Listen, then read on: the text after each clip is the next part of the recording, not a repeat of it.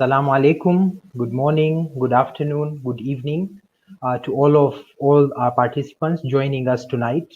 My name is Farhan Yusuf. I am a pharmacist by profession, a mental health advocate, and a member of the care team that has organized this session tonight. Carespace is an initiative under the Khoja Shia Ishnashri Jamaat of Dar es Salaam that is dedicated to enhancing the community's overall well-being through counseling, awareness, reintegration, support, and engagement, one step at a time. This endeavor has begun by focusing on enhancing mental health and well-being within the community through 4 different campaigns. The first campaign that has been running so far emphasize that mental health exists. It is not a myth, it is not something that people are imagining, but it is there and has covered various themes including what mental health is, elements such as signs and symptoms, risk factors, stigma as a barrier to engaging in conversation, accepting and seeking help, the Islamic perspective on mental health, and mental health in real life through sharing real life anecdotes and stories of people suffering through mental health issues.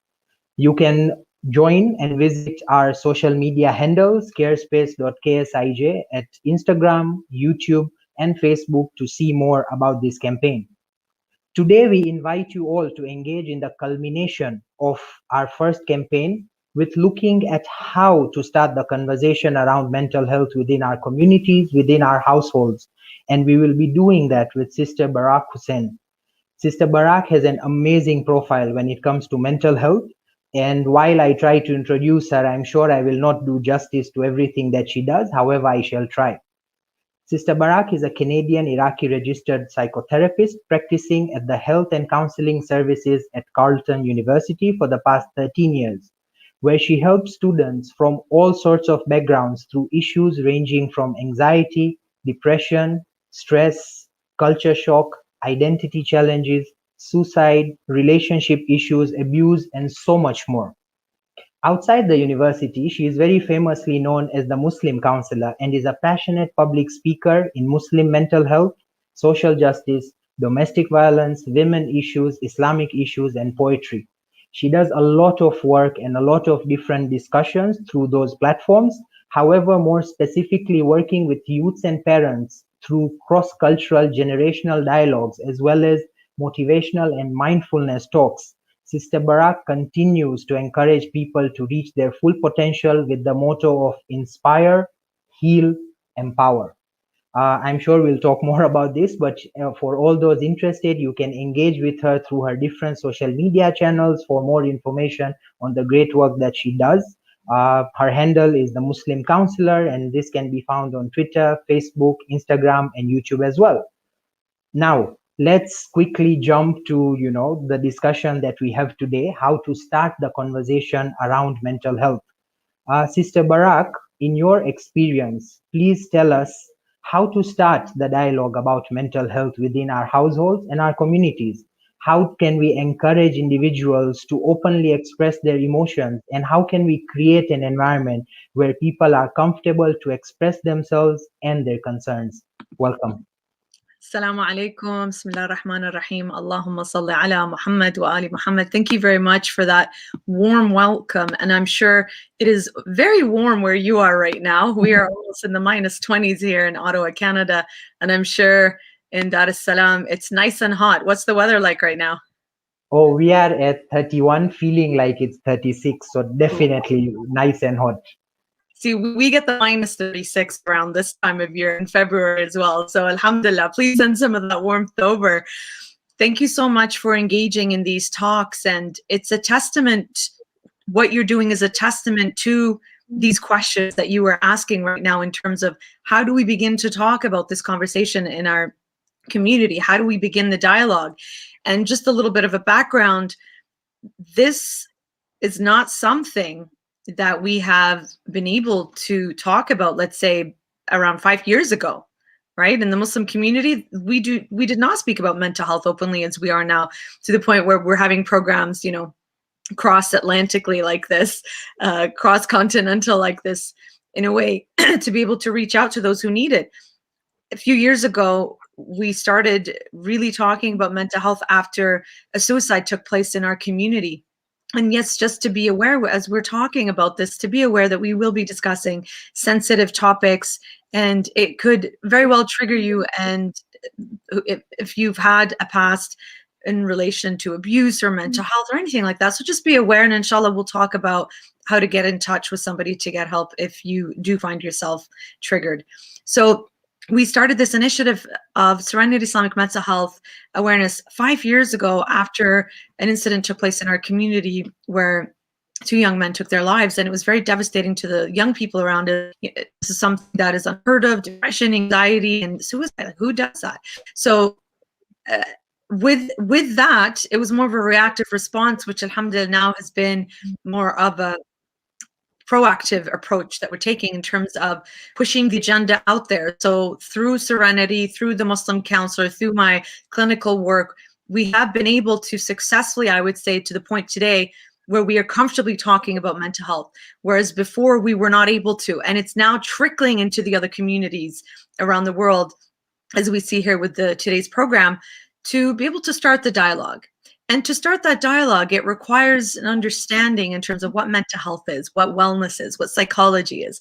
I do a whole session and program on this specific topic, which of course we're not going to get into that much detail in terms of just that, but a basic understanding of mental health is the balance of every aspect of your life. So spiritually, financially, physically, emotionally, mentally, and to be able to have them in good balance so that you can contribute meaningfully to your society, to your community. And this is a definition by the Canadian Mental Health Association, which is very similar to the definition used by the World Health Organization in terms of looking at all the different aspects of your life, putting them in balance, and to be able to function in a healthy way. The idea here is that's what mental health is, which is not a scary definition if you think about it. And it's very related to our aspects of wellness in Islam. And when you look at the quote, the hadith by Imam Musa al-Kadhim alayhi salam, and I'm paraphrasing here, but essentially the idea is to divide your life into 4 parts, your time into 4 parts. And time to Allah, an hour to Allah subhanahu wa ta'ala, to your work, to your family and friends, and to yourself, where you do not commit haram, and with your friends that you can trust, right? And work that is halal work. So if you look at these 4 parts here, they encompass the definitions in modern psychology and wellness and mental health, where we talk about all of these aspects of your life to be in balance, right? Now, obviously, you're not going to spend an hour on this part and this part. The idea here is the division of balance. So when these things are off, right, then you could say that your mental health could be impacted negatively. So we know, for example, basics, stress. When you are stressed, you have a stress response, and everybody is individual in terms of uniquely how they respond to stress. Some could exhibit symptoms that are very similar, let's say, to anxiety or depression, but wouldn't know it. So lethargy, lack of hygiene care, fatigued, not engaged perhaps in the work that they once were. So you see, this language is something that we understand. So when we talk about things are off balance, you're going to respond with a stressful response. And if you don't take care of that stress properly, it could lead to an illness or a disorder.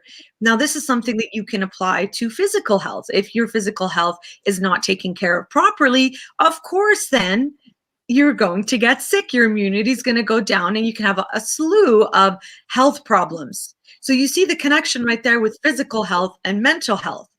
If you don't take care of your eating, your sleeping, your exercise, your spirituality, your relationships, et cetera, of course you're going to be thrown off balance. So when we talk about starting the dialogue, right there, we've done it. We've normalized it. That's the key thing.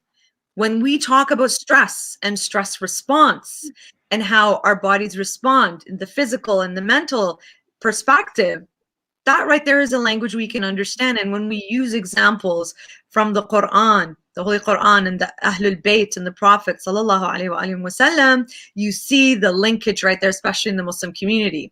Is if we can link it to things that we understand, then it's not going to be so scary, because there is so much stigma around mental health, right? And that's why when we look at our second point here in terms of how to encourage individuals in the community to openly express emotions and so on and so forth, it's again the idea of normalizing it. Have you ever noticed, Brother Farhan, that when people are sick, physically sick, or they break at a leg or an arm, how they brag about, oh, I've got this disease and I've got that and I've got these appointments and I had to do this and I was in so much pain. And they almost brag about all the illnesses that they have, right? But then when we look at people who've had perhaps a psychotic breakdown or a suicide attempt or has had anything related to a panic attack or a deep depression, hush, silence, right? There's a fear, there's a stigma, there's a misunderstanding, there's so many misconceptions. People don't know how to begin the conversation to talk about it. And inshallah, by the end of our session today, people will feel comfortable enough and become ambassadors, as I always say when we talk about mental health, for your own community, to be able to normalize mental health, because that's normal. I mean, it's like we proved it right here by linking it to the balance of the quote of Imam Musa Kadhim alayhi salam, right? And looking at practically how to talk about mental health illnesses, because there's a difference. We all have mental health, just like physical illness, right? It becomes an issue when we don't take care of this health. Then it could lead to illnesses, disorders, and so on and so forth, especially if not caught early and worked on, it could drag on and get worse. Thank you so much for that, Sister Berak. And I think some very relevant points brought up. Personally, I find it very interesting that when I discuss about mental health with people, there's almost a group that says, oh, but mental health right now is such a buzzword. You know, everyone's talking about mental health, but then at the same time, we need to talk about how to start that conversation. So that contrast is usually very interesting for me to see. You know, when you said that it's a buzzword, that's a good thing, in the sense that when it's a buzzword, it becomes something comfortable, it becomes something we hear about often. We become comfortable essentially with it because it's the norm. Now, like you said, now that we've heard it, how do we start the dialogue, right? So inshallah, by the end of our session today, we'll have that answered. For sure. And in light with, the concept of buzzword, I'd like to remind all our participants that please, share your comments, share your thoughts, share your questions on the various platforms where you're watching this from, and also share, this video right now, ask people to join so that we can truly make mental health a good buzzword. Moving on with, our discussions, Sister Berak, I think the challenge usually is that individuals, can start, and of course, there's numerous movements right now that lead to mental health discussions, but maybe some guidance for, a community or a household as a unit in terms of how can they become more accepting as a whole when it comes to mental health. So essentially what we want to do again is delve deeper to what we started to talk about, normalizing it. When we start connecting it to the Ahlul Bayt alayhim salam, when we start connecting it to the ayahs from the Quran, using it in that kind of way, if it's a family, let's say, that is more on the spiritual side, more on the religious side, they would connect more with hearing these kind of buzzwords from our Islamic perspective, then they're more likely to connect with it, right? So another way is to focus on talking about the symptoms or the signs as opposed to the clinical name of a disorder or an illness.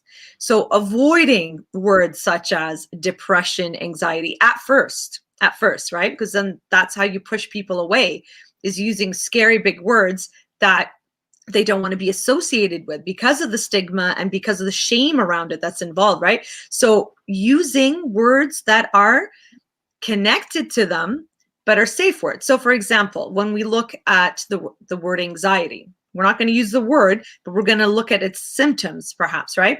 So perhaps people that are nervous, that are worried, they're thinking a lot, they're shaking, right? Sweats, their heart is palpitating, beating very fast. They have all these types of reoccurring thoughts and they're fearful. Right? So when you describe these types of things, or perhaps it could be also the deep, heavy breathing, the fast breathing, when you describe these symptoms or signs and cues, these are things that we can connect with and say, you know what, I've experienced this before. I have had these feelings before. I get that. So So breaking it down in terms of talking about the description of perhaps something, or a disorder rather, or something that will describe a mental health imbalance. That way people can connect with that. So a family who's struggling with somebody who, let's say, is highly anxious, like we just described, a child or a young adult or a mother perhaps who's anxious, right? So perhaps the family could approach it with, first, with compassion and understanding. If the other family members have understood that this person is dealing with something a little off, rather than right away saying there's a jinn that has possessed you and you're just crazy. That's not going to help, right? That's judgment right there. That's not showing compassion and love, and that's pushing people away. So what you want to do is approach with compassion and a non-judgmental attitude. Say, Mama, bless you for all your hard work. We really appreciate it. But, we notice that you're not going out as much. You tend to look very worried when we're getting ready to go to the mosque or wherever, insert, fill in the blank. So then when you're showing that, perhaps the mother may push it off and say, no, nothing's wrong. Or, no, that's just in your head. To say, it's okay. We're here to serve you. So use that kind of language of love. Validating is important as well, right? Recognizing what that person is going through. Although you're not a trained professional in the area, that's still something as human beings we can do. We don't need training to validate another person's emotion or thought or feeling. You may not agree with it. You may not experience it. You may not understand how it feels. But validating that person's experience is key here. So acknowledging and validating the mother's experience. Say, Mom, I may not know how you're feeling right now, but I really sympathize with how you are feeling, because I can see that you're worried. I can see that, you don't want to go there. What's holding you back? Is there anything I can do to help or support? So you see how you just step by step, you get into it that way. So you could use the strategy of compassion, non-judgmental attitude, validating, and normalizing it. Right? This is what we do in therapy. So I'm giving you little tricks of therapy that you could do with friends and family. Normalizing it in the sense saying, I've seen that happen to a lot of people. You see how you just saying it, that it happens. Yeah, we all deal with that. Yeah, I've seen, this family or these family friends, and yeah, I've experienced that too. I get really nervous and I feel like I'm going to pass out, getting a panic attack, everything. So you're normalizing it rather than making it, what is wrong with you? Get over it. Get a grip. You're an adult. You're our mom. Oh, yeah, I know we've heard this kind of rhetoric, and that's not helpful. That's going to be pushing the person away. It's going to make them feel isolated. It's going to make them feel invalidated, their experience, and in fact, making them feel there is something wrong with them. So again, the gentle approach, compassion, non-judgmental attitude, validating and normalizing. And then obviously asking the person, if there's anything I can help you with, perhaps I can go with you to the doctor to help you. Let's see, what's wrong. Not know what's wrong, what's happening, right? So gentle words like that, not trigger words. And that way, when you support them and show love and compassion, they're more likely to go seek help than putting that attitude of judgment towards them. For sure, Sister Barak. And I think even globally now, the language is sort of, even amongst the health professionals, is moving from saying this is a depressed person to this is a person suffering from depression, right? So that you're separating the person from the condition.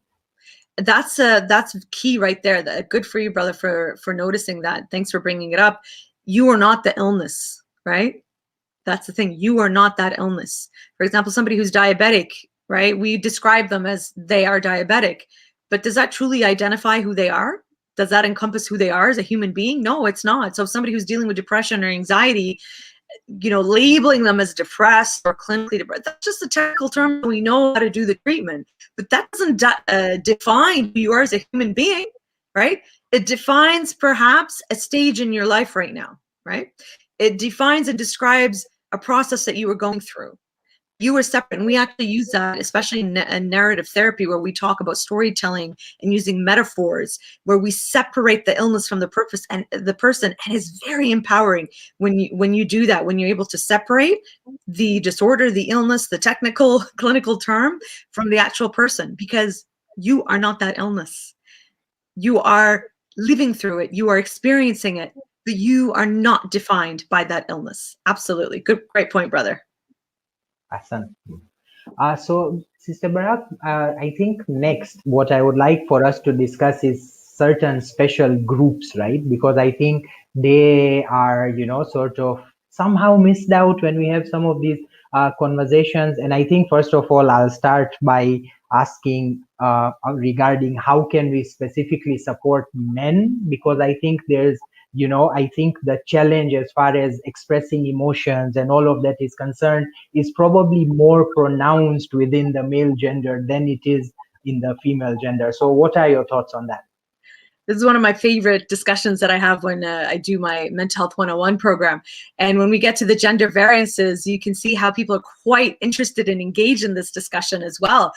And it has a lot to do, I would say, with genetics, our upbringing, culture as well. There's nurture and nature that has a huge impact in terms of how men are developed in terms of young children to young, boys, teenagers, young men into adulthood in terms of how they develop with their emotions. And of course, how are they treated, men in our community, and not just our community, but the general community, right?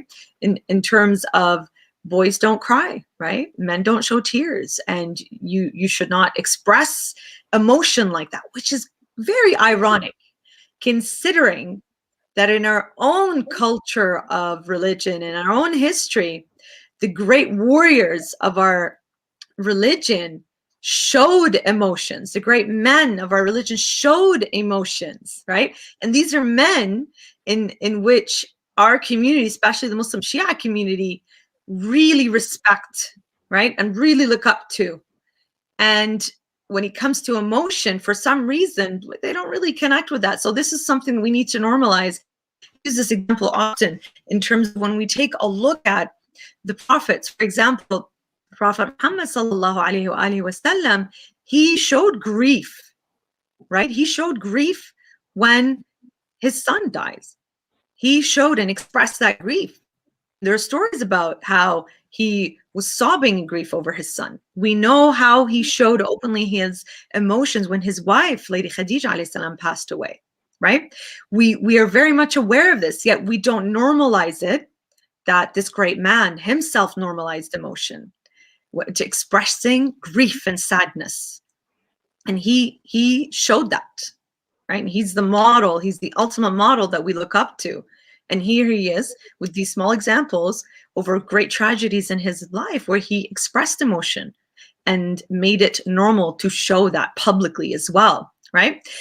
And if we go further back in history, of course, the ultimate example we have is Nabi Allah Yaqub, where he grieved for his son for years, Nabi Allah Yusuf.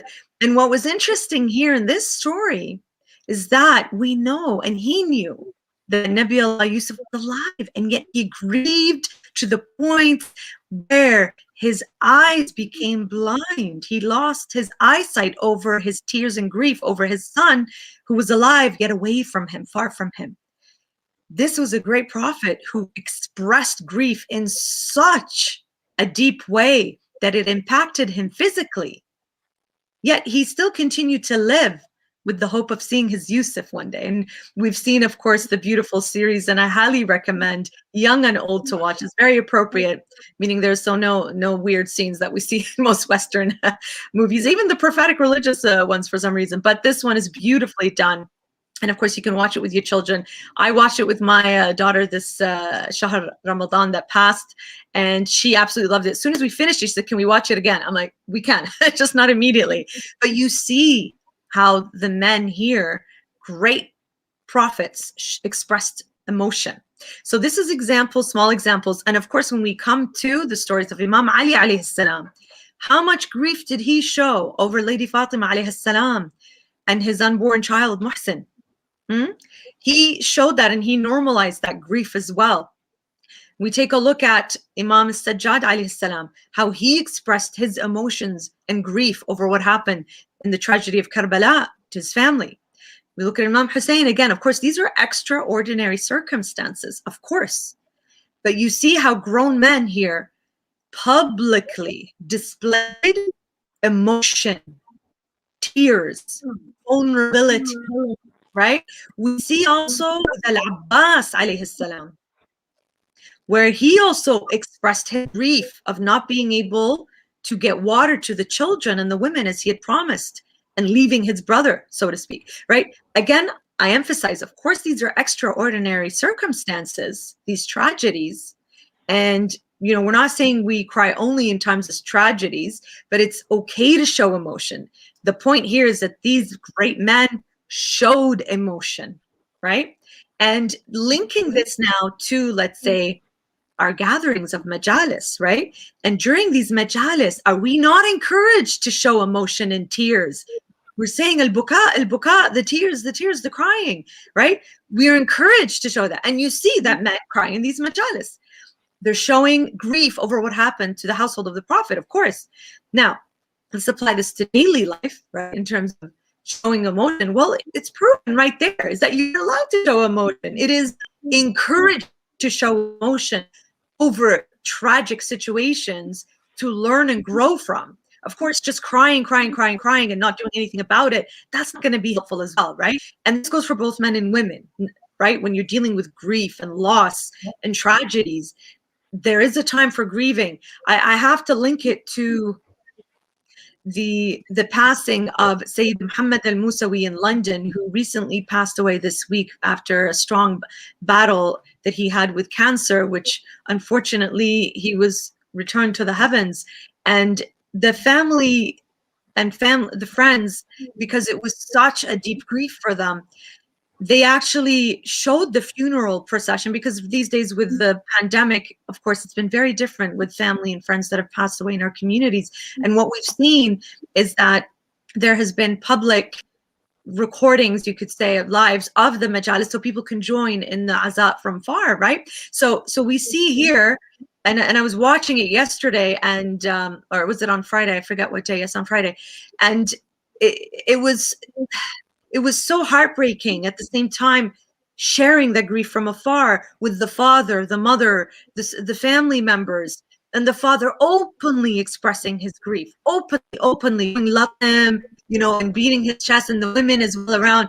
And they were saying this is you know, the zaffa of the shaheed, right? Where a zaffa is used for weddings because he was a young man, right? It's almost similar to what we do for Al-Qasim alayhi salam, the young groom who passed away. And so any young man that passes away, we compare to the role models that we have that way.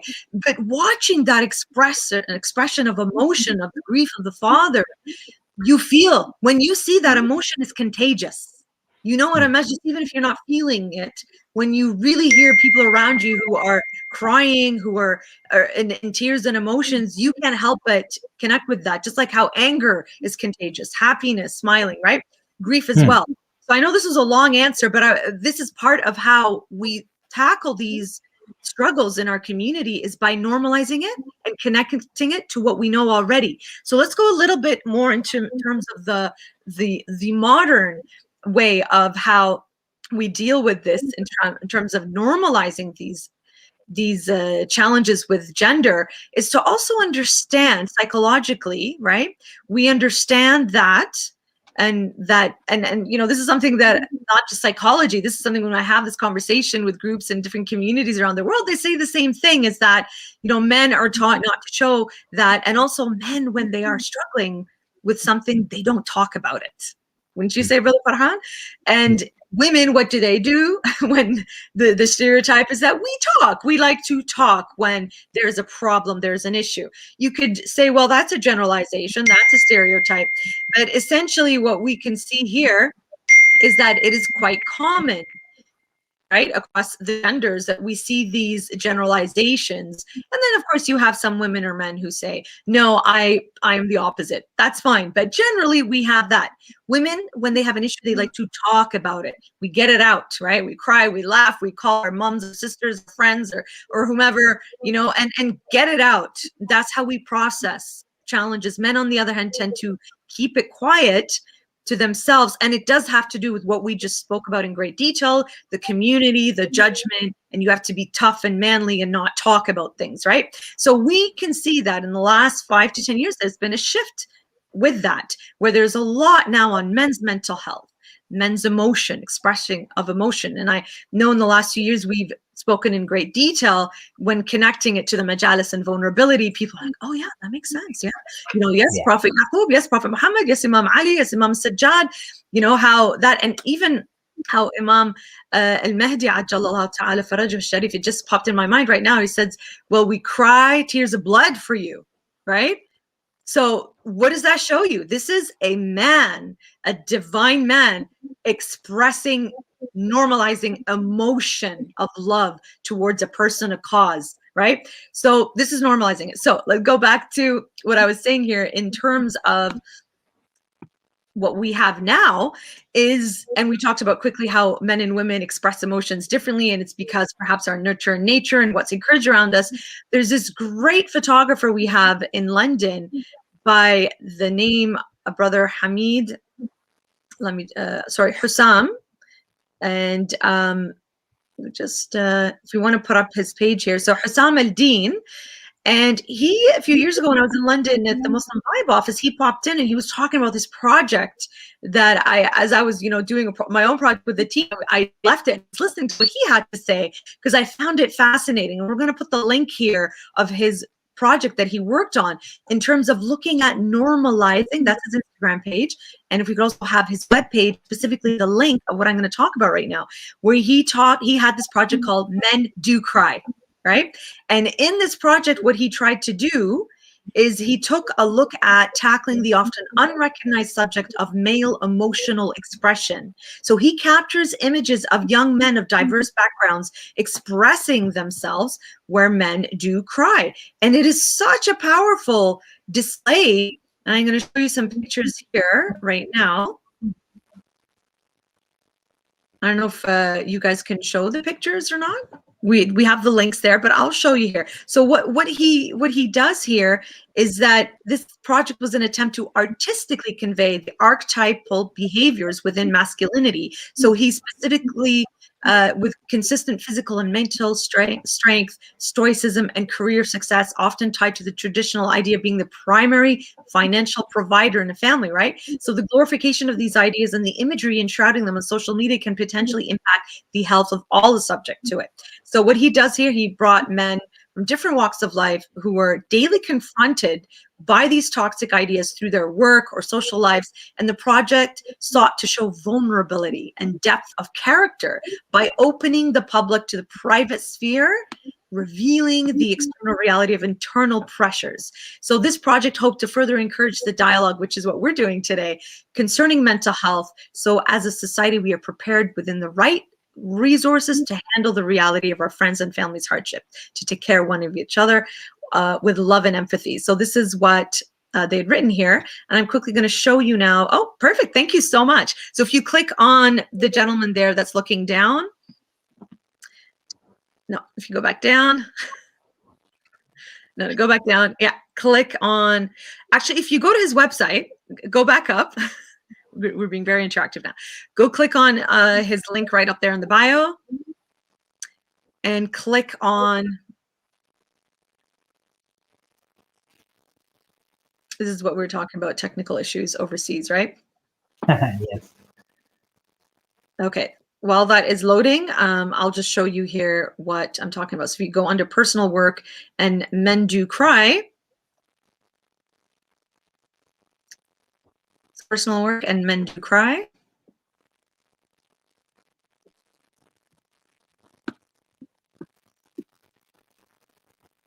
What we see here again is the beautiful depth of emotion. And while that's going, I'll just bring the picture up. So we see here, there we go. So you see here the different men of different walks of life who express different emotions. There's anger, as perhaps you can see there, right? Or grief, or however you want to describe that, right? If we go on to the next ones as well, you see actual tears. So somebody perhaps who's had enough, right? Look at this one, the beauty of the tear coming down, right? You see how vulnerable. And I remember, for me, it's personally really cool looking at these pictures, because I got a chance at the time when the photographer was talking about his project, how excited he was. I was like, oh wow, this is really great. And years later, I get the opportunity to link it in the work here.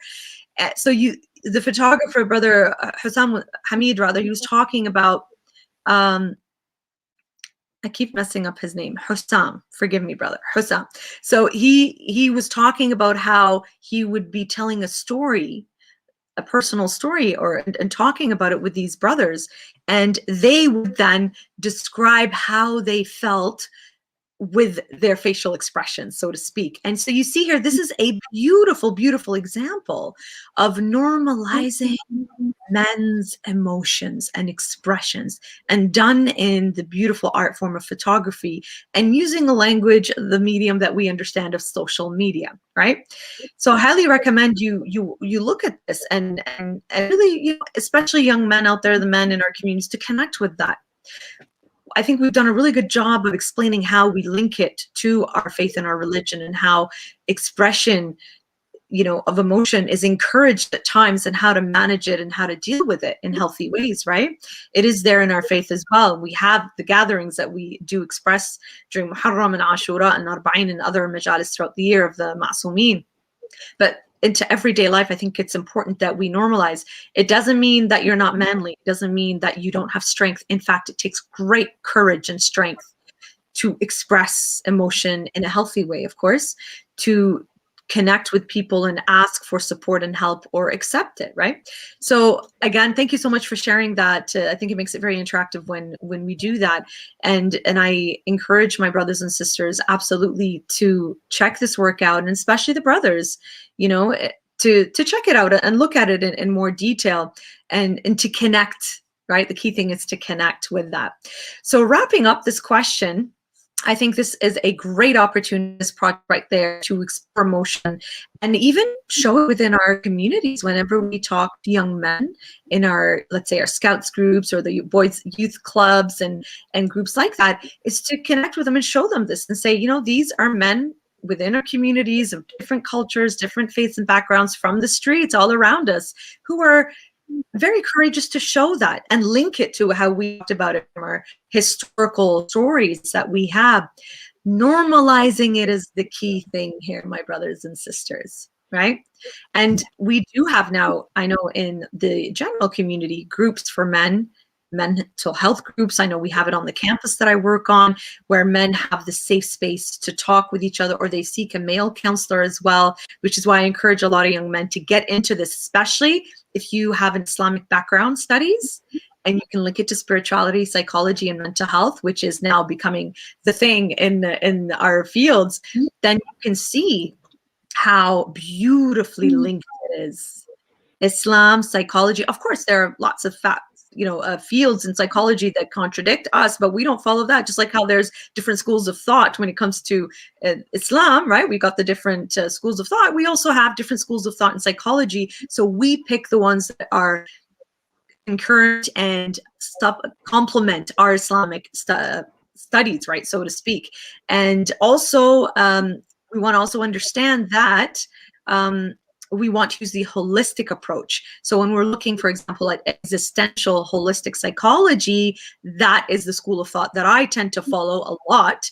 And that's what I essentially studied. And I integrated Islamic counseling practices, Islamic psychology, with the holistic approach of existentialistic psychology, which is talking about spirituality, which also includes divinity, because there's a lot of schools of thoughts that are devoid. They're very secular. This one includes spirituality and the divine, which is the language that we use as well, right? So I hope this is a good way for our men in our community, and women also. May I just add quickly before we wrap up this question, I think it's vital that the mothers have a huge role here. They have a huge role in raising children, of course the fathers as well, but the mothers, right, the family, the parents, you are the ones who are training, teaching, guiding, the sponges of our young men and women, right? And when you're telling somebody, a young man, don't cry, don't show this, be tough, that's not what we want to do. We want to show vulnerability, strength, just like the man of Ahad did, and normalize this, that men do cry. Men can cry. It doesn't mean you're a wimp. No, it's quite the opposite. It takes strength, especially in a society where we are doing or saying the opposite. Thank you so much, Sister Barak. I definitely don't think this was a long answer because I really think it's an issue that, we need to talk about more and more. And we can see some of the feedback that's coming in also is that this is much needed. And of course, that answer for me touched also on two other things. One is the use of art to talk about these issues, which is something that I'm personally very passionate about as well. I think art is a great way to, talk about some of these social challenges, issues, or just topics of discussion that you're thinking of. And I think, as communities, we should, yes, social media and this page that you shared is one way, but, we should also look into doing more dramas, doing more, Yes. artwork and all of those things. And actually, CareSpace is actually working on something like that. Initially, immediately after we do this webinar today, we will be launching an art related project around mental health. Amazing. So Love it to was be part of that. definitely something that I wanted to talk about. Absolutely. You know, when you said art is a great expression, you reminded me of an event that we did a few years back. Get this, this is through the Serenity Group, because we were looking like you at different creative ways of how to talk about mental health and reaching the different groups, right? We did get this, a Fatimiyya spoken word mental health event. Isn't that pretty cool how we just combined it all together? And we had brother Nouri Sardar from London who came here, and it was around this time, 3 years ago, yeah. And it was frigid, of course. Poor brother didn't get to see much of Ottawa. It was so cold. However, it was an expression of art in grief for the Lady of Light, and it got the youth out. And not only the youth, brother, you know who else it got out? Some of the elders in our community. They ditched the Arabic or other programs that were happening. They came to our program, and the feedback that we got afterward was incredible. They said that it felt as though we were in an actual Majalis. The spirit of the Ahlul Bayt and Lady Fatima was there, subhanAllah. And brother Nouri, of course, excelled as he always does in his beautiful poetry. And so what we had is not only for Sayyidah Fatima, but we were also having local poets as well who contributed, and they were talking about mental health. They talked about anxiety, depression, and some also shared their talents with Nohas as well, and for Lady Fatima that way. And what was nice is that we did what a lot of other groups do, non-Muslim groups, is open mic. And we had the open mic. We had a huge list of people, mashallah, who came up at the end. So these are ideas for you guys to do as well. And they did some poetry related nohas to Sayyidah Fatima alayhi salam, but also some people got up and talked about their own personal stories through spoken word of their anxiety and their depression. It was, you can feel the energy as I'm talking about. Imagine how it was at that time, how amazing it was, right? The energy and the feedback we got. But now because of the pandemic, we've had to stay put and being creative in different ways. But this is something right there, like you said, art, whether it's physical paintings, poetry, video, whatever it is, photography. I think this is a language and medium that our community can understand, especially if we're going to normalize mental health, men's mental health, and men's emotions. Thank you so much, Sister Barak. Another, special group that I wanted to talk about was the youth, which is your, sort of expertise. But I think you've touched on that a little bit, and keeping up with time, maybe I'll sort of skip that and see if we can come back to that later. This will also give an opportunity for our speakers to reach out to you post the webinar and ask more questions. However, the other group that I would like us to talk about today, Sister Barak, is the ones who are caring for those who have mental health, that are going through mental health challenges, caring for the carers, as we say. So if you can talk a little bit about that, because I think that's also one group that we often tend to forget about.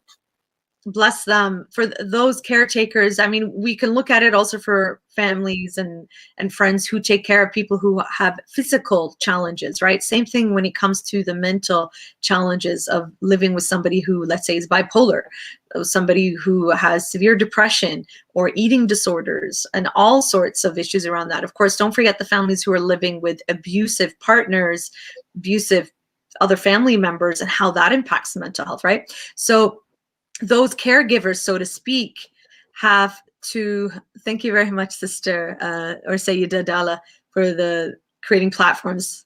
Yeah, absolutely. It's so important, the creative platforms as well. So back to this question, it is important to recognize, again, what we talked about before is just how you approach somebody who's dealing with mental health challenges. You also want to be very cognizant of the person who's giving that care. So I'm going to answer it from the perspective of the caregiver who needs to take care of themselves, right?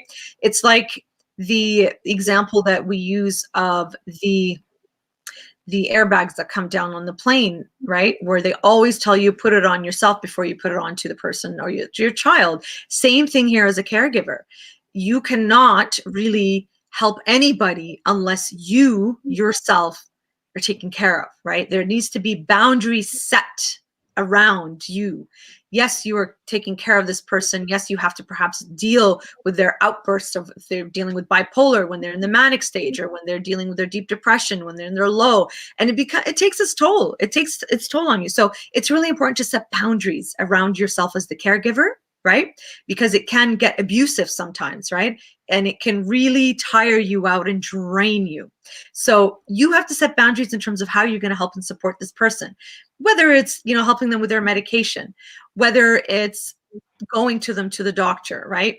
I know families who are dealing perhaps with their children who are suicidal, and that is just so tragic to deal with, because you're constantly living in fear of this child taking their lives or not. And when I say child, I don't mean a little kid. I mean their children, so they could be teenagers and young adults as well.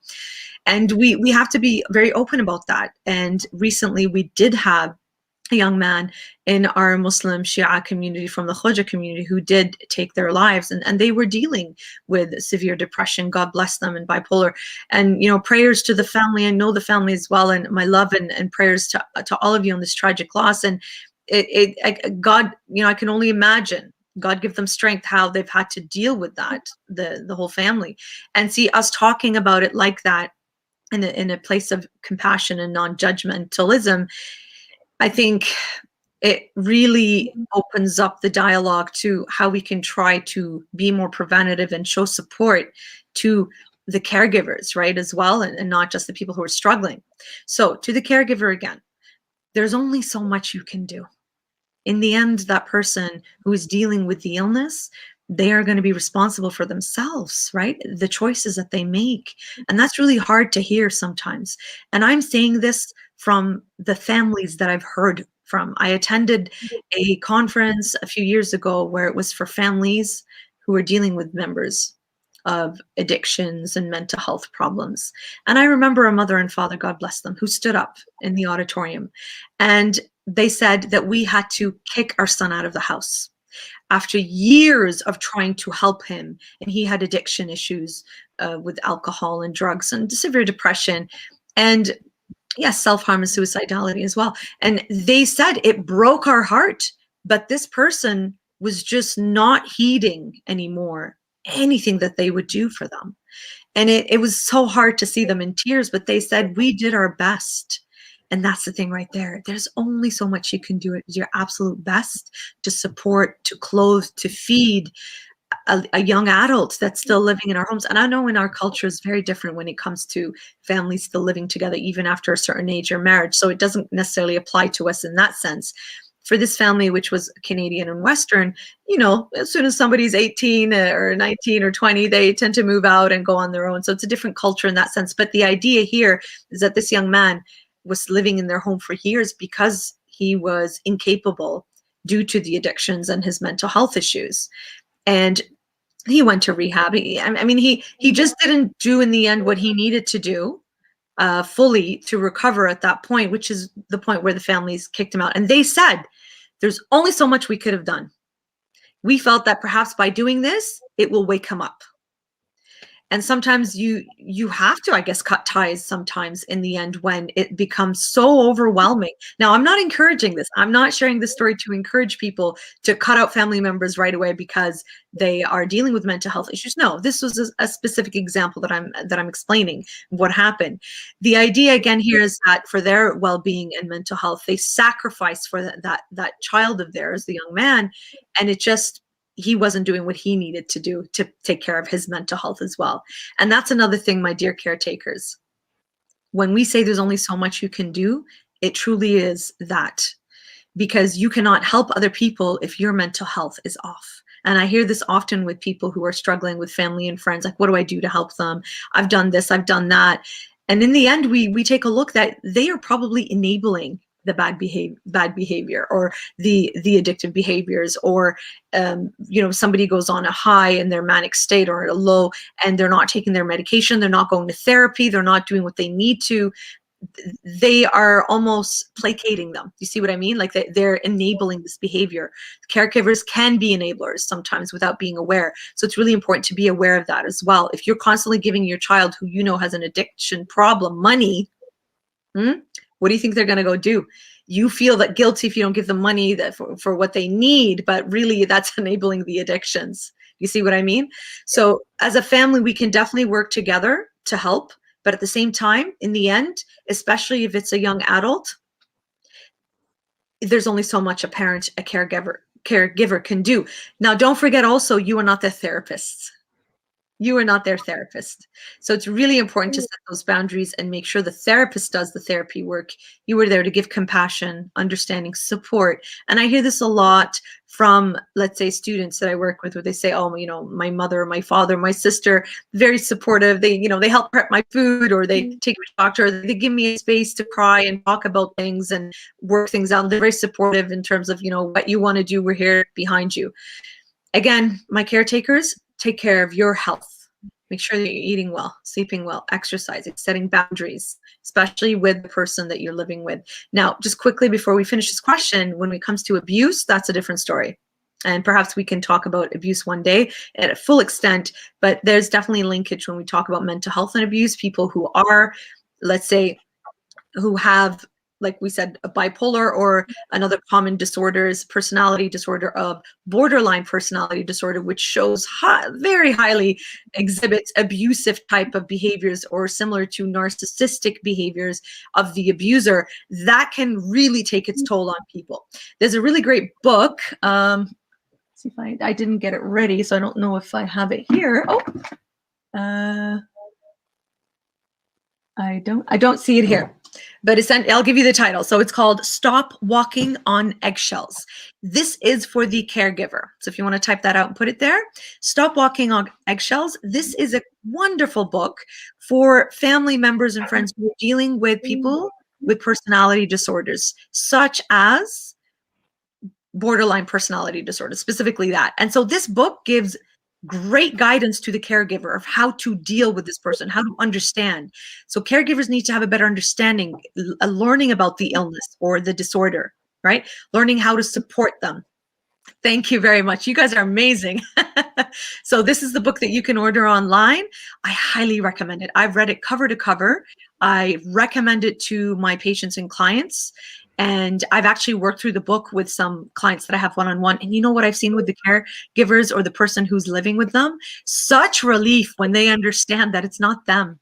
Because the caregivers perhaps get projected on, get gaslighted on, get abused, get blamed, and so on. So this book, and there's a specific chapter on self-care for the caregiver, highly recommend you check this out to help you. I've heard wonderful feedback from people who have actually gotten the book and used it on their journey. I found it incredibly helpful as well, dealing with people in my life who exhibited a lot of these characteristics at a certain time in my life. And it was so helpful to be validated. That's the key thing as a caregiver, right?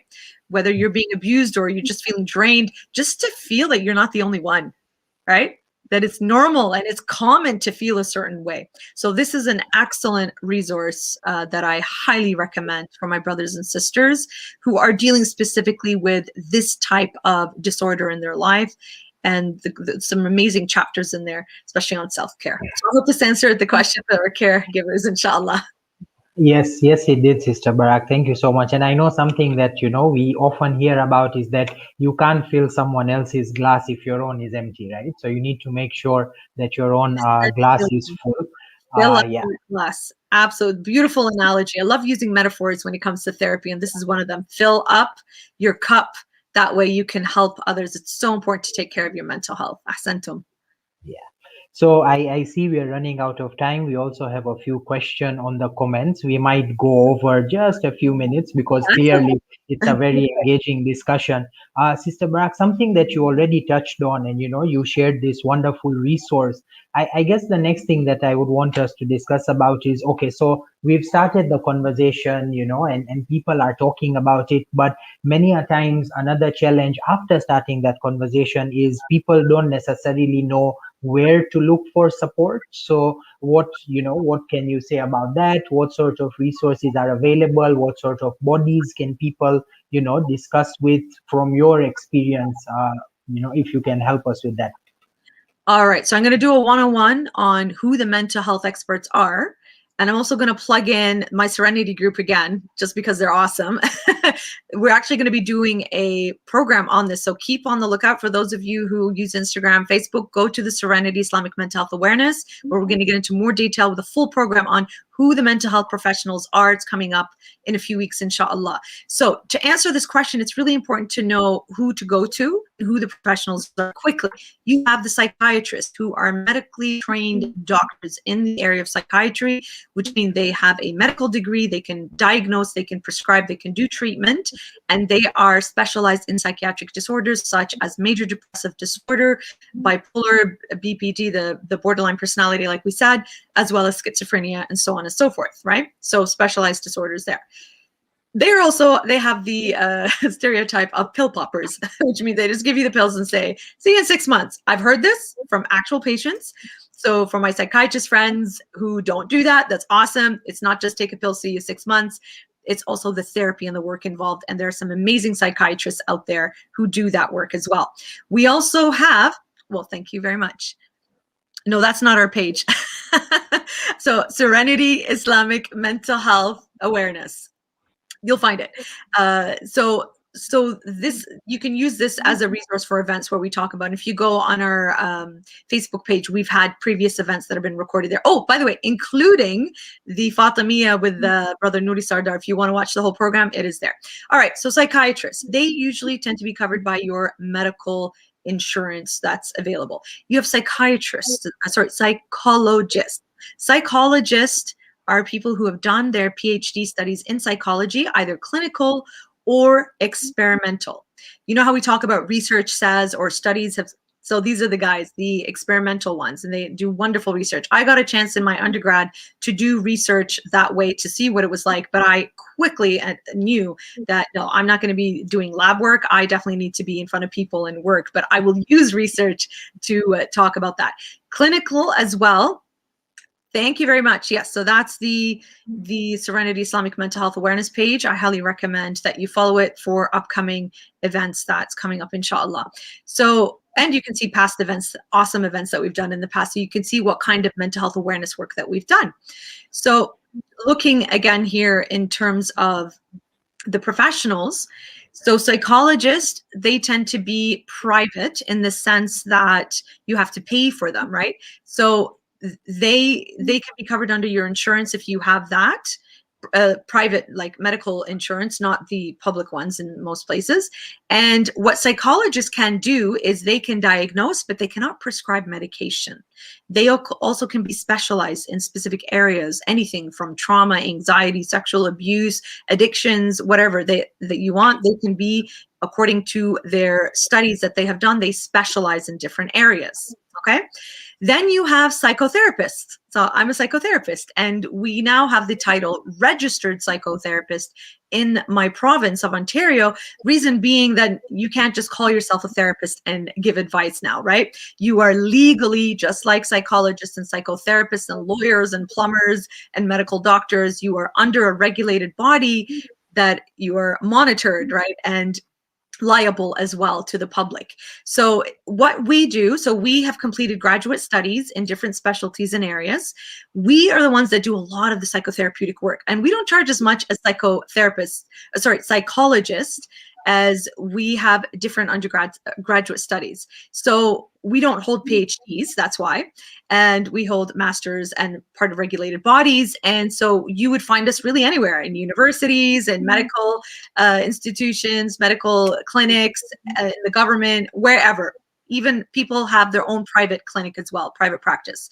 So every day I get at least 2 or 3 people requesting me to do private counseling with them, and I have to come back and say, I don't do private counseling because I work at a medical clinic and I cannot take private clients. What I do have, though, when people reach out is a network of counselors who happen to be Muslim and Shia from our communities in different parts of the world that I always refer to, and that are trusted therapists that I work with in my network. So people who want to reach out, absolutely reach out to me through my different mediums, whether it's Instagram, Facebook, or email, and I will do my best to refer you, give you my referrals. So the psychotherapists, we do the grub work. We do the therapy, the intense therapy. Of course, if it's something outside of our limits, then we refer to the specialists.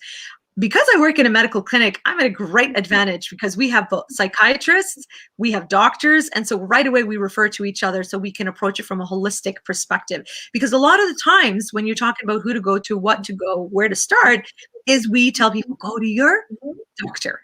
Because when you go to your doctor, they can assess you just like they would for a physical exam. They can do mental health assessments, and then they can refer you either to the different specialists that are needed, right? Now, another specialist is, of course, the general practitioner psychotherapist. I call them the unicorns because they're almost non-existent. They are great. Why? Because they are not only medical doctors, but they actually do therapy. A lot of medical doctors perhaps will have some understanding of mental health, but they are not trained to do the therapy, but they can definitely diagnose. The GP psychotherapist diagnoses and does the actual therapy along with monitoring medication. These are the doctors that also assess for attention deficit hyperactivity, ADHD, and also other psychological learning disabilities as well. They can assess. We have that at our clinic, and they're very popular, and they have a huge wait list for them, but definitely more accessible than in the public. So right now we've covered 4. Who to go to, right? So you've got your medical doctor to go to, who then refers you perhaps to a psychiatrist who specializes in that area. You've got psychologists, they are more privatized, and you have to pay for them perhaps. And then you have the general practitioner psychotherapist and the registered psychotherapist. Now, you have other mental health professionals, such as social workers. They are also, like us, regulated, and they do more case management, connecting to resources and supports. Some actually do therapy. In my clinic, we do have social workers who do therapy as well. Then you have child and youth workers. Again, they are legislated and regulated under a body that watches them, and they're liable, and they work with youth and do therapy and all sorts of great work. I advise to be very careful who you go seek support from, because there has been a huge rise of people calling themselves life coaches, transformational coaches, and all sorts of coaches out there who are not regulated, who are not part of these official schools and bodies that are monitored like medical doctors. And they can be great to listen to, and perhaps they could be useful for inspiration. I'm not denying that. I did write an article explaining the differences amongst them and how it's really important for people to understand who they go to when they get professional mental health advice. Do not just go to just anybody. And this brings me also to the frontline workers we have in our community, the amazing sheikhs and scholars and alimas who tend to be the first line workers in our community that people go to when they are dealing with mental health issues. Now, because we have really pushed the agenda out there of talking about normalizing mental health, a lot of the sheikhs and scholars have taken that up, have taken courses, have learned about it. And there are even people who are specialized in both Islam as well as psychology and mental health. Not everybody has that. They may not be able to provide you with the supports that you need. And they recognize that themselves when families and couples and people who are behaving differently and odd are going to them, they will say, this is outside of my area. Please do go to a mental health professional in the field. So it's very important. And I think bridging and working very closely with alimas and alims and sheikhs and the marja'iyas and the different groups out there, the Muslim institutions and groups and centers, has been incredible over the last few years, mashallah. And I look forward to doing more work, because then when you are bridging the connection, we're not separating, we're bridging it. We're going to be able to serve our community better and help them and normalize that, you know what? Just because your child is having a psychotic breakdown, it doesn't mean they're possessed by a jinn. That it also could be that too. So that's why we need to assess from all aspects. We have this misconception in our community that as soon as somebody starts behaving strange or odd, what do they start saying? somebody's written a book on them, كتب كتاب على, on them, or has انصابوا بالعين, they've done ayn on them, another, right? So, or jinn possession. And I'm not denying that. I've seen it. I acknowledge it. It does happen. It's written in the Quran. The Imams, the Ahlul Bayt, the Prophet, they've all, it's there. However, sometimes it's an illness. Sometimes it's a disorder. And you need to take the appropriate support. Spiritual healing can help, and I've seen it cure and help people, absolutely. But sometimes it's outside of that. It's a medical issue where you do need to see a doctor and see a specialist. So to summarize, where do we go? Now that you know who the professionals are, you can think of the professionals in your community and the services that are available. For our community members who are watching, absolutely connect with CareSpace. They will be able to connect you with the professionals in their community. You can reach out to myself and I will do my best to refer you to the professionals that I know. What's interesting during the pandemic, everything's become more accessible online, where we are all working from home, as am I, and that you can connect with mental health professionals online. Okay, I'll just throw out a few names if you like right now. You can find them on social media as well, and my team here can throw them out there as well. Sister Anisa Diab, she has a private practice.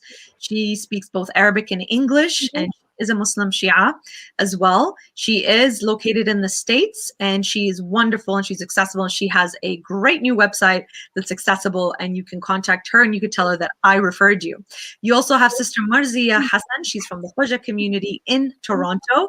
She's been around for a long time, mashallah, and she does great work with family. She does work with relationships and marriages. She's wonderful as well. She is located in Toronto and also does this line of work. They're also fellow speakers as well, very passionate about mental health. I've had the honor and the opportunity to work with them on different occasions as well. If you are looking for a marriage counselor, Dr. Saeed Kianpour, he's located physically in Ottawa, and he is of Iranian background. He speaks Farsi and English, and of course he's from our community, and he's a wonderful resource that I also send. So Dr. Saeed Kianpour. You can also find him on, just Google him and his information will pop up. So these are actual therapists. I have a whole bunch more. These are just the ones at the top of my head that you can access here. Thank you very much. Yes. And Anisa Diab and Marzia Hassan. Now, for those of you who want to reach out if you're in distress, please use Nasiha. Okay. I work with them, and they're also going to be part of our event, inshallah, in a few weeks. So Nasiha helpline. They're on Instagram. They're on Facebook. You can text them. You can call them and chat with them as well. So this is a great resource to use. And in the UK, you have the Muslim Youth Helpline. And they are also trained to help you on the phone and chat as well. These are some of many resources and supports that we have. So to review, first step, please go talk to your family doctor who can do a proper mental health assessment. If they can't do it, find somebody else who can. Because if the doctor is not trained in mental health or is not aware, they're just going to say, here, take some pills, or going to say there's nothing wrong with you, it's in your head. I've heard that. That's why I'm saying that. But first step, usually a good family doctor or GP, and then they can do the appropriate referrals.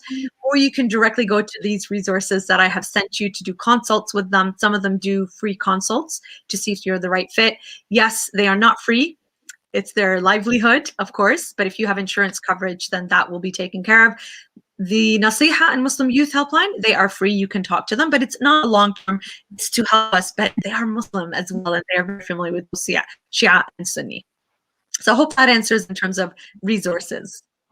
Yes, it does, Sister Berak, and those are amazing resources. The good thing is that this, video will be available online as well. So I guess, as people can always refer back to it and get some of these, links that you have given. Of course, for those of us who are in Tanzania, as Sister mentioned, CareSpace is also working on, collecting like names and creating a database of people who can support, of people who can support those who need this kind of assistance. Actually, the next campaign that we are going to do after this one is going to talk about dissecting the different disorders and challenges that we have, looking at professional help, talking about some of these differences that you have mentioned, because in Tanzania, for example, some of these professionals that you have mentioned, we may not necessarily have those cadres here, but we are working on something that's more localized, and we are also going to have discussions around self-coping mechanisms as well, inshallah. Inshallah can be at service as well to do that. And I think it's important to also look at who you have in your community. Perhaps you do have therapists that you're not even aware of, right? I am linked to a network of therapists worldwide as well. So people do come to me, I can link them potentially as well, depending on where they were. Because when you know, alhamdulillah, when you start connecting with professionals in the field, then they know someone, so it spreads out. So I'll connect you to them as well. That will be useful. And I think it's important perhaps on your page to have a list of resources that people can link to, inshallah. Okay, definitely. That's something that we can work on. So I think as far as my questions go, Sister Berak, I'm done. I do see there are a few questions that I would like to get to from, our participants. So one question is, listening to Majalises and Masaib often helps to relieve your stress, feel the pain of Imam, and gives you hope and optimism to bear difficulties. What do you think about that? Absolutely. Please watch my series that I did on the psychology of Muharram. You'll find it on the YouTube page. If you can please share that, the Muslim Counselor YouTube page. I was so excited to do this program on the psychology of Muharram. It meant so much to me personally and professionally, especially because this year during Muharram, we did not have the Majalis the same way, and especially during Ziyarat al-Arba'iniyah, right? And so absolutely, I believe in that. Like I said, if you watch the intro of that program, I specifically talk about the psychology of mourning and the majalis and the history of majalis that I found personally fascinating because I was learning about that. Oh, thank you. So that series actually goes into depth, which I don't have the time now to talk about. But if you watch, especially the introduction, the first night, I get into depth about talking about the barakah of the majlis that we all learn about, but also the psychology behind grief and mourning and tears. So quickly, just to tell you here, what also happens when you cry is that when that tear comes down, there are toxins from the body that are released out. And what happens is that after you've heard the expression, have a good cry, you feel so better, right? It's because these toxins have relieved your body, really have been released. There's a really good lecture by Sheikh Azhar Nasser who actually explored this really well during this past Arba'iniyah. If you look it up on Muslim Youth in Motion, their YouTube page. I really enjoyed listening to those lectures because he spoke a lot about some of these issues that we talked about. And he described in much more detail than I did in terms of what happens with that tear when it's released. So absolutely. So we know this scientifically and psychologically, when the tears are released, how you feel. But what happens after, also we know in the barakah of the majlis, is that there is so much blessings in that. Like we mentioned earlier, you hear often people saying in the majlis, cry, let it out. You're crying for Abu Abdullah and Ahlul Bayt alayhim salam. And we know when that tear comes down, there's a blessing in it. Well, you can see there's a double blessing here now. Why, in terms of the barakah, but also why is it that you feel so great? Because of the release of the toxins. There's a catharsis. There is that release, alhamdulillah, where you feel so good afterwards, right? And of course, if you are a Hussaini and you're into the latam and into the vibes and the energy of the majlis with the latam and the nohas that they do after the reading the lecture and the story, that itself is very uplifting, especially if you connect yourself spiritually, right? And most importantly is after you leave the majlis, how are you going to apply what you've learned from the story or the talk or the feeling, the emotion? There's such electric high energy, right? I'm sure those of us who've been on Arba'in, you know what I'm talking about with that electric energy. So how are you going to carry this on after you leave the majlis, after you come back from Iraq? How are you going to apply this daily? That's the key point right there. Not just what happens there, but what you're going to take and apply for the rest of your time until the next majlis. Okay, awesome. Thank you so much, Sister Berak. I see there are other questions, but I feel like those are, more specific related to therapy. And so what I would advise is, again, I don't know if we can provide Sister's email address, but all her social media, there's so many channels, we have the Muslim Counselor on Facebook, Instagram, Twitter, YouTube. So really, if you want to get in touch with Sister Berak, I don't think there's, any challenge in that. So please, feel free to reach out to her. If there are any questions that we have missed, please do forgive us. We are also trying to be careful about time. like I said, you can visit, CareSpace, you can visit Sisters' different channels and ask your questions, keep engaging with us. As we said earlier, we are starting the conversation, but we need to keep that momentum going. Before we close off, Sister Barak, do you have any, last words, any last, pearls of wisdom that you want to share with our viewers? Bless you, brother. Thank you so much to CareSpace for opening up and starting the conversation and taking the initiative to talking about mental health in a safe space. Bless you. This is so vital that in every single community, we have groups like this. Every single community center needs a counseling office or a social service office. It is so vital that we have that. And I commend the youth and the young men and women at CareSpace who are working greatly to destigmatize mental health and to bring more awareness and to starting the conversation. Inshallah, I'll be at your service for future programs as I'm very passionate about this. And I love to work with like-minded people who are passionate and innovative and, like we were talking about earlier, and creative in terms of the arts and how to get out there talking about male mental health, the whole thing. Absolutely. So highly commend you and thank you so much. I would never have thought 5 years ago when we started Serenity, or when I was working through the medium, the Muslim counselor, that one day I'd be sitting here talking to my brothers and sisters in Tanzania and all over the world doing this. No way. It didn't start out like that. It was a passion that started out with my studies, and it's something that I've always wanted to do to help people. And the fact that we see so many young people out there who are recognizing, and also the elders in our communities who are in positions of power, who are recognizing how important it is to be able to provide the support so we can get those who are in need, so they don't suffer alone, so they don't suffer in silence, that we have to normalize. And every single one of us today, those of you who watch this program, who've inshallah benefited from it, and who have questions, keep asking questions. The key thing is that we keep going. We don't just stop now. Okay, now that we've talked about it, now what?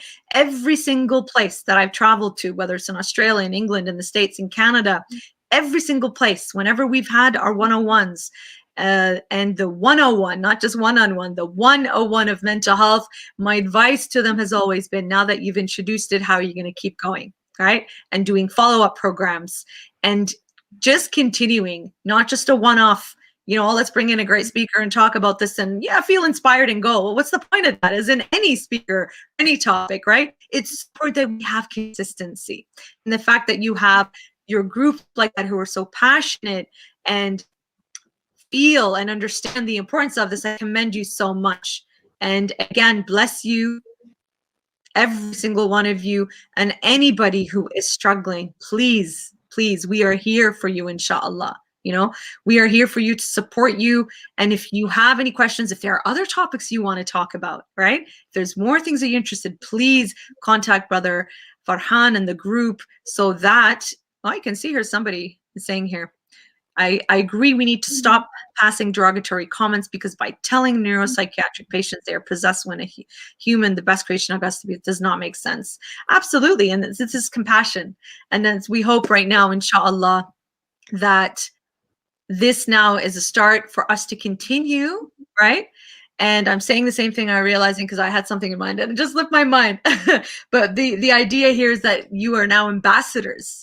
How are you going to take this on out into your own community? How are you going to reach out to different friends within the community? And it really just starts, especially now during the pandemic. I'm not sure what it's like right now in Dar es Salaam, but for us, we're in lockdowns, that we really need to connect more while we are being physically disconnected from people. Let's use the social media. Let's use these devices that we have to stay in contact, check in on the elderly in the community, check in with people within your own groups and youth groups and all of that. Pick up the phone. Hey, how are you? Let's have a coffee over, FaceTime together. It's so important to be connected with people. And if you know somebody who's struggling, reach out to them with what did we say earlier? Compassion, non-judgmental attitude, validating and normalizing, especially now that inshallah you are ambassadors, you know that you are comfortable now with this, you know how related and connected it is to Islam and our faith.